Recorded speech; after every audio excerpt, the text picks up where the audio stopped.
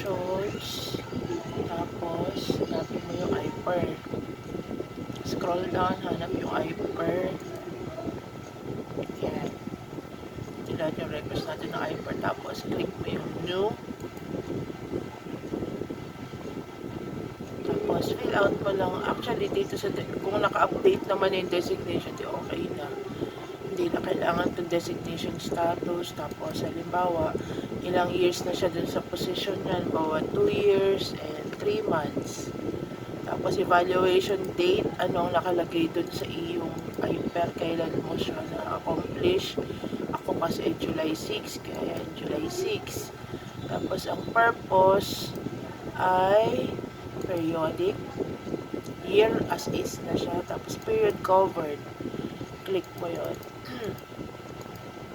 January 1 to June 30. June 30.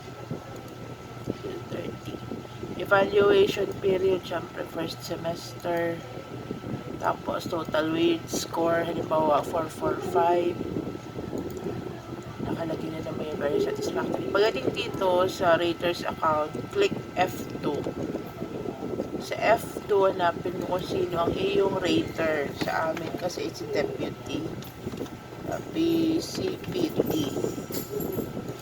Hernandez.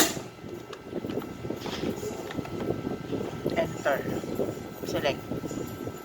Enter na lang. Yan. Ayun.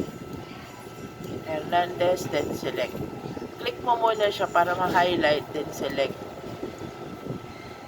Tapos, ayan, Deputy Chief of Police.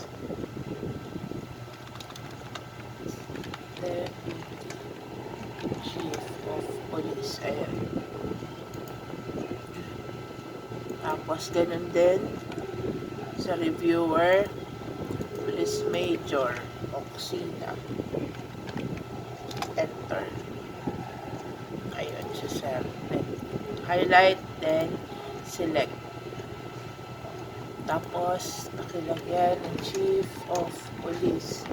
Pag acting pa yung Chief of Police nyo, ito nila, i-click mo sa akin kasi Chief of Police niya. Meron naman dyang OIC. Hanapin lang. Chief of Police. Tapos, ito yung ating dito mo i-attach yung PDF file.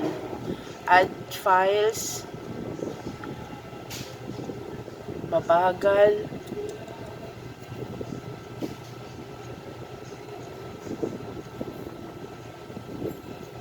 Yan. Hanapin mo kung saan nakalagay yung files mo. Sa akin kasi para mabilis. Nailipat ko na yan.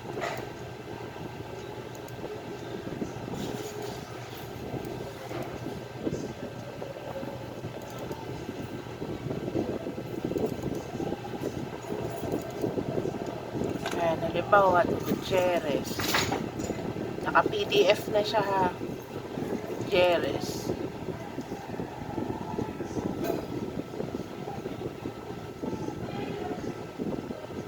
Antayin mo lang. Tapos, select mo to. Click mo siya at performance evaluation rating. Pa. And then, submit. Yan na yun.